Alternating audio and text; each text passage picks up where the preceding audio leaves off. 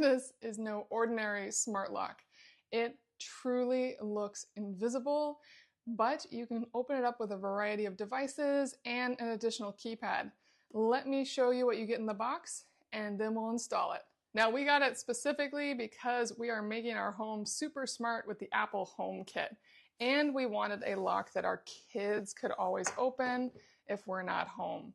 Here's what you see when you open up the box.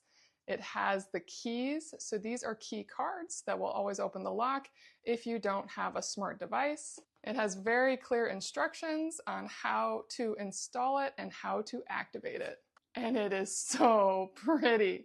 That is beautiful. So here is the exterior piece of the lock, and this will automatically open or close by the app or by running a device or a key into this lock. And of course, you can always manually lock it from the back. And the final piece is this actual smart level piece. This is what goes in between everything in the middle of the lock. And this is what makes the deadbolt open and close. This is a key piece. Now in this little box, we have the battery, the strike plates, the necessary hardware, and you also have keys. Now we're going to install this and we'll show it to you on the other side. And here it is installed. It's not pretty yet as we need to do some painting. We actually replaced a really complicated lock, but it's super easy to manually lock and unlock. It looks really sleek. I love that it doesn't look like a smart lock at all, so you'd never guess that you could put a card or something else up to this lock, but you can put a card up and it will either lock or unlock depending on which way it's at. And the same with the keypad. Very easy to press the buttons. I can also open and close it with my phone, and I love the history tracking.